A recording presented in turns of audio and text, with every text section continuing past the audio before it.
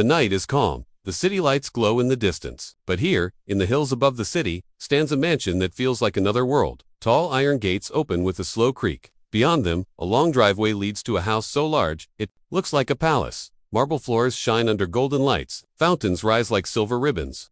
Every corner whispers of power and wealth. Inside, servants move quickly. They carry trays of food, bottles of wine, and polished glasses. Every detail must be perfect, because tonight, the master of the house is going out. His name is Charles Beaumont.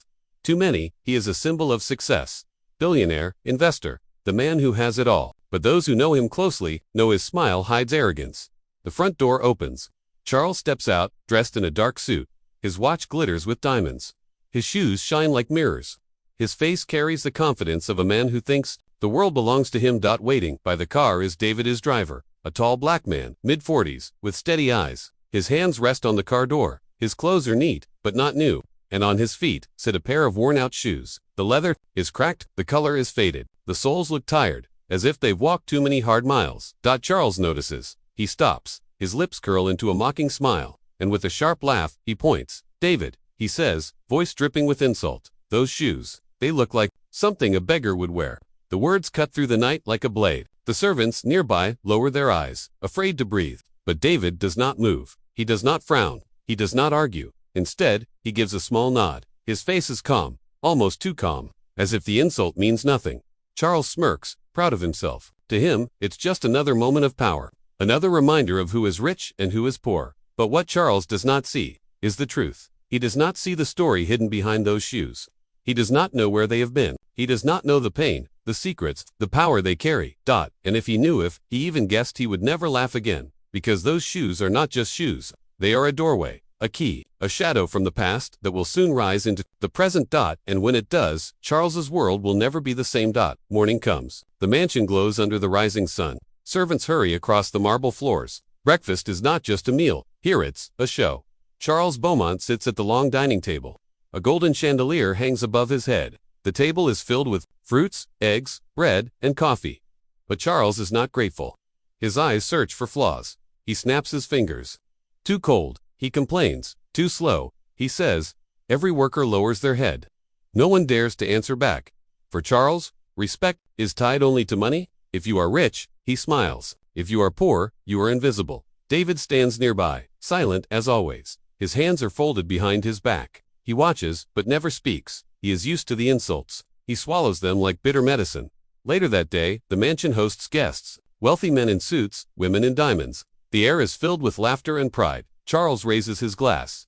To success, he says loudly. To power. Everyone claps. Everyone claps. Everyone cheers. But when Charles sees David walk past, he smirks. "Look at my driver," he says to his friends.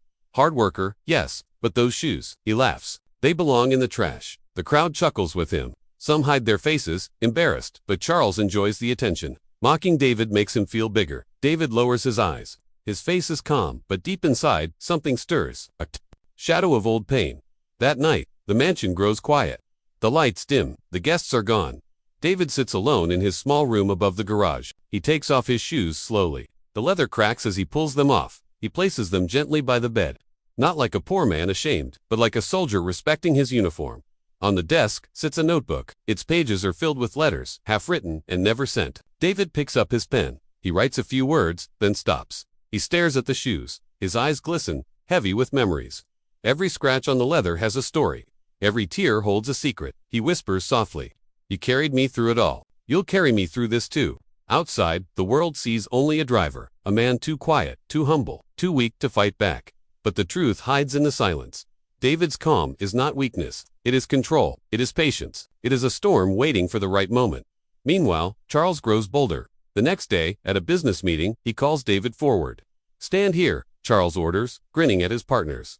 "Gentlemen, you want to see loyalty? This man works for me like a machine. But look at those shoes. Tell me, don't they scream poverty?" The room bursts into laughter. David stands still, his eyes steady. He does not defend himself. One of the partners leans to Charles and whispers, "You push too hard. Be careful." Charles laughs it off. Careful, with him, he's nothing. But as the room quiets, David's gaze lingers on Charles. Not angry, not broken, but strong, unshaken. Something about that look makes one guest uneasy, because in those eyes, is a story untold, and a truth Charles cannot yet imagine. For now, the world belongs to the billionaire. But the balance is shifting, piece by piece, step by step, and it all begins with those shoes. Evening falls. The mansion is quiet after dinner. Soft music drifts from the living room. Charles steps into the hallway, glass of wine in his hand. He pauses when he hears a voice. It is his wife, Alina. Her tone is gentle, warm, and she is speaking to someone. Charles moves closer. He peers around the corner. Alina stands near the doorway, speaking softly to David. The driver's head is slightly bowed. His hands are folded politely. Alina says, "David, you're always so kind, you never complain. I don't know how you endure it." David smiles faintly. Endurance comes when the heart remembers why it suffers.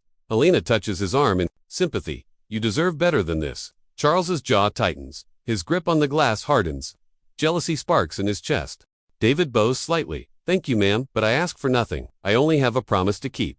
Charles's face darkens. A promise? To whom his mind fills with suspicion. The next night, the storm inside Charles grows. He searches for answers. Why does his wife speak to David with such tenderness? What promise does David hide? Unable to sleep, Charles walks the halls of his mansion. He hears a faint sound from the garage, a voice, low and steady, but he steps closer. Through the half-open door, he sees David. The driver kneels on the floor.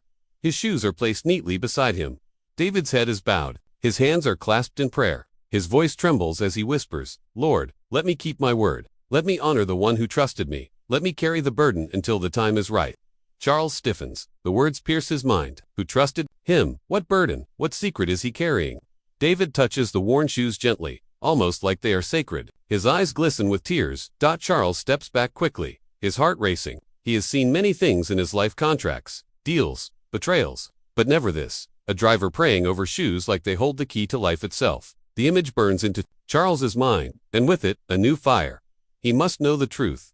The next morning, Charles tries to appear calm. At breakfast, he studies David carefully. He notices the way the man moves. Quiet, precise, always respectful, but behind that silence is something else. A weight, a secret. Charles thinks, what are you hiding? Later, when David leaves the room, Charles speaks to his wife.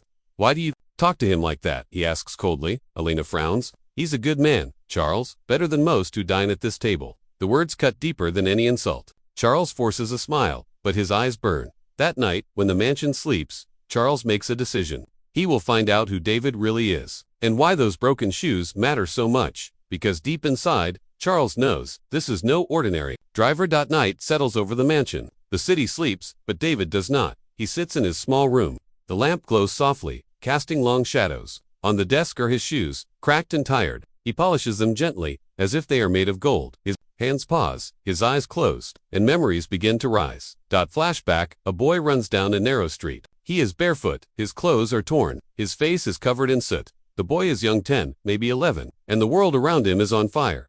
Flames climb the wooden walls. Smoke fills the air. Children scream, mothers cry. The boy stumbles, coughing, his feet cut against the broken glass on the ground. He cries out in pain, but no one hears. He falls to the dirt. His body is weak. The fire draws closer. Then a shadow appears through the smoke. A stranger, tall, strong. A voice cuts through the chaos. Hold on, son. Don't give up. The boy feels arms lift him. He is carried away from the fire. The air is heavy, but the grip is steady. When the boy opens his eyes, they are outside, safe, alive. The stranger kneels in front of him. His face is hidden by the light of the flames, but his eyes are kind. His voice is calm. "You are stronger than you know," he says. "Never forget that." The boy shivers. His feet are bleeding. The stranger looks down, then removes his own shoes. They are not new, not fine, but to the boy, they are a treasure. "Take these," the stranger says. "They will carry you farther than you think." He slips the shoes onto the boy's feet. They are too big, but they feel safe. They feel like hope. The boy looks up to thank him, but the stranger is already walking back into the smoke, disappearing forever. The boy whispers, "Wait, who are you?" No answer, only silence, only fire, only the gift left behind. Back to present. David opens his eyes. Tears glisten, but do not fall. He stares at the shoes on his desk. The same shoes, the same pair that once saved his life. They are worn now. The leather is cracked. The soles are thin. But to David, they are priceless. He whispers softly, "You saved me once. Now I must keep my promise." His voice is heavy with meaning, a meaning no one else yet knows. Why does he hold on to them? Why does he protect them like a sacred treasure? And who was that stranger who gave them to him? The answers remain hidden. But one thing is certain, the shoes are more than just shoes. They are a memory, a promise, a secret that connects past and present. And soon, that secret will collide with Charles's world. In a way no one could ever expect. The night is heavy. Rain lashes against the tall windows of the mansion. Lightning flashes, breaking the silence. Inside, Charles sits in his grand study. A half-empty bottle of whiskey rests on the table. His face is flushed, his laugh sharp and bitter. David enters quietly, carrying a tray of water. He sets it down and turns to leave. But Charles's voice cuts through the storm. "David, come here." David stops. "Yes, sir." Charles swirls his glass, his eyes narrowed. "I've been thinking. Those old shoes of yours, ugly, worthless. Why do you cling to them?" David says nothing. His silence fuels Charles's drunken anger. "Take them off," Charles orders. "Throw them away." Now the room grows tense. The storm outside seems to hold its breath. For the first time, David does not move. His voice is steady. "No." Sir Charles blinks in shock. "No." David lifts his head. His eyes are strong. "I will never throw them away." Charles slams his glass on the table. "You dare disobey me. You're nothing without me." David's voice rises, calm but firm. "These shoes once belonged to the man who saved my life." The words strike the air like thunder. Charles freezes. "What did you say?" David steps forward. His hand rests gently on the worn leather. "When I was a boy, my world burned. A fire, a storm of smoke and pain. I should have died that night, but I didn't." He looks Charles in the eyes. "Because a man pulled me out. A man gave me hope. He gave me his shoes so I could walk again." For a moment, Charles laughs. The sound is hollow, forced. "A hero's story. Is that what you're selling me?"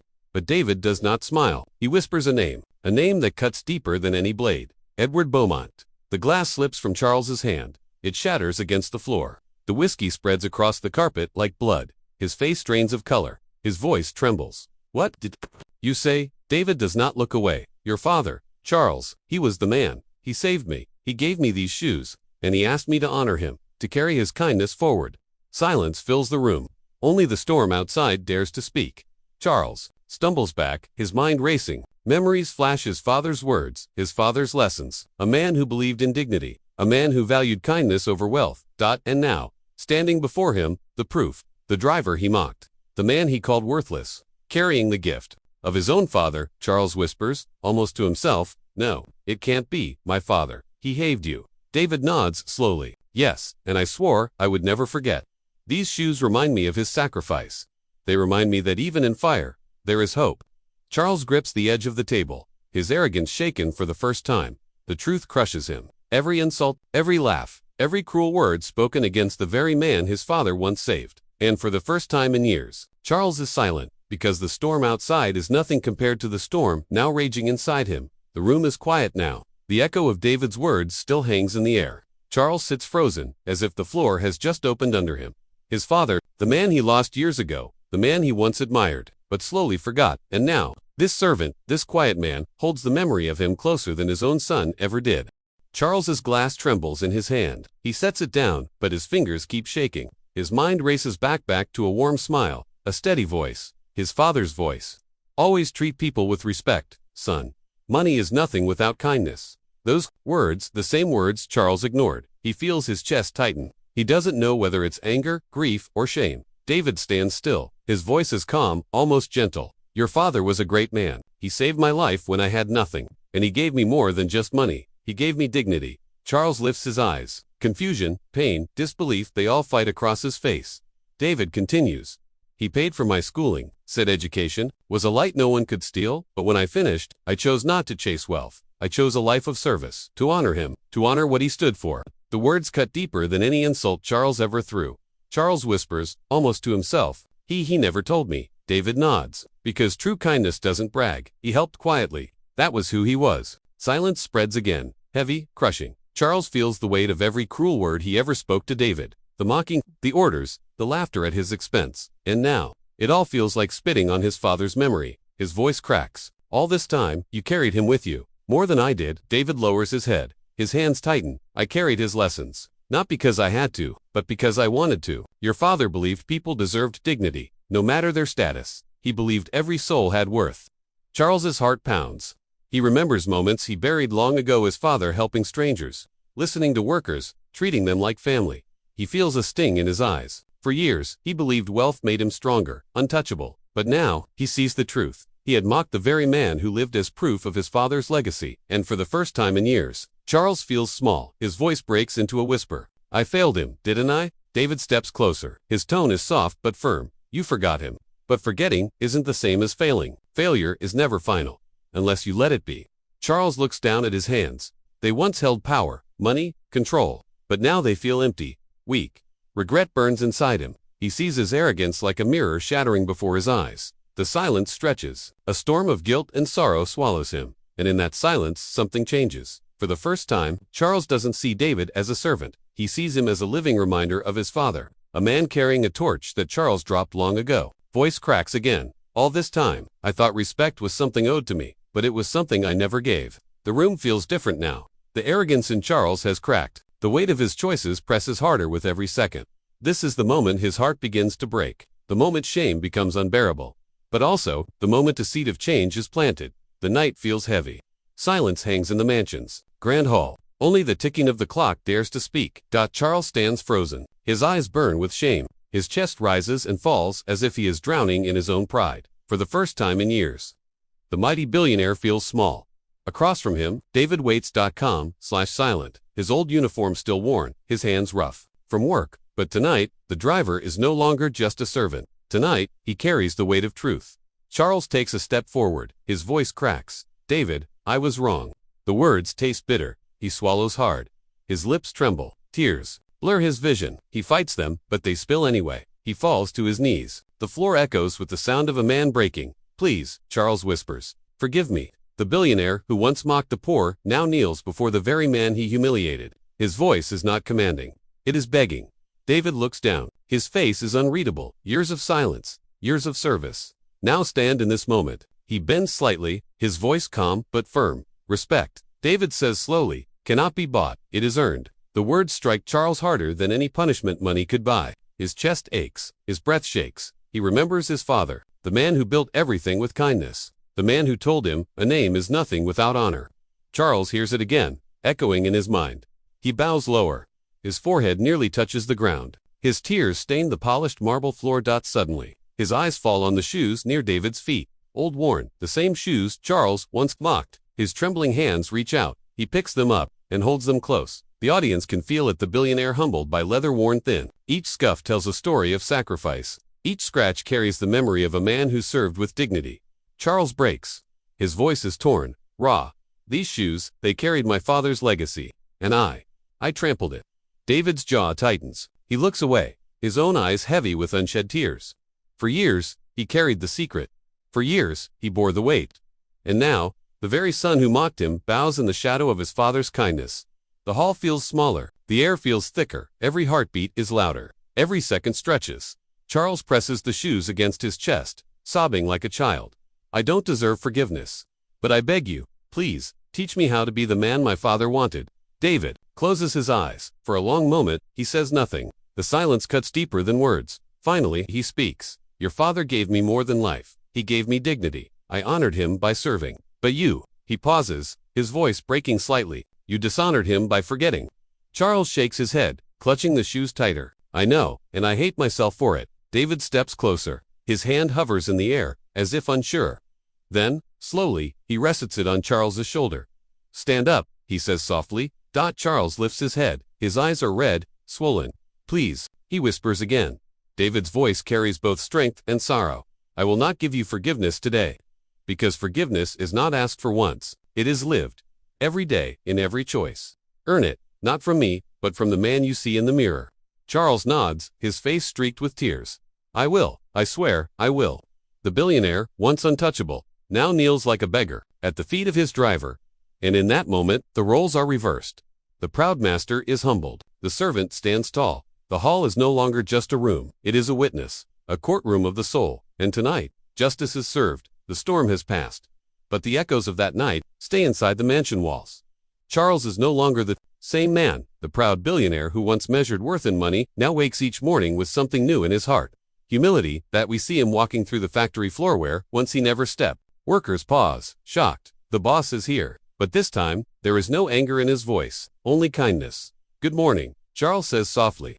A welder wipes sweat from his face, not knowing how to respond. And then slowly, the man smiles. Back. Charles funds new safety equipment, raises wages, opens a scholarship program for poor kids. No cameras, no headlines, just quiet change. But the truth is, this change is not for the world, it is for himself. A way to heal, a way to honor. The lesson David gave him, David too, has changed. Not in pride, not in status, but in peace. The man who once drove the car now stands taller, even in silence. He forgives Charles, but he forgives with dignity. One evening, as they cross paths in the long hallway, Charles lowers his head. "I don't deserve your kindness," he whispers. David pauses, his voice steady. "No man deserves kindness. We choose to give it." The words sink deep, and in that moment, Charles finally understands. Inside his mansion, in a glass case, sits an object no one expects. Not gold, not art, but a pair of old worn-out shoes. David's shoes. Charles had polished them with his own hands that night. Tears had fallen on them, and now they rest behind glass untouched, a constant reminder. Whenever guests ask, Charles only says one line: "These are worth more than everything I own." At night, Charles often sits in his study, staring at the shoes. They speak to him without words. They remind him that respect is not bought with money. It is earned through humility. And sometimes, when the silence is heavy, he can almost hear David's prayer, again soft, steady, faithful. The mansion feels different now. Not just walls of wealth, but halls of memory. And so the story closes, where it began, with shoes. Not just leather and laces, but a history stitched with pain, sacrifice, and dignity. The narrator's voice lowers. Sometimes, the poorest shoes carry the richest stories. Fade to black.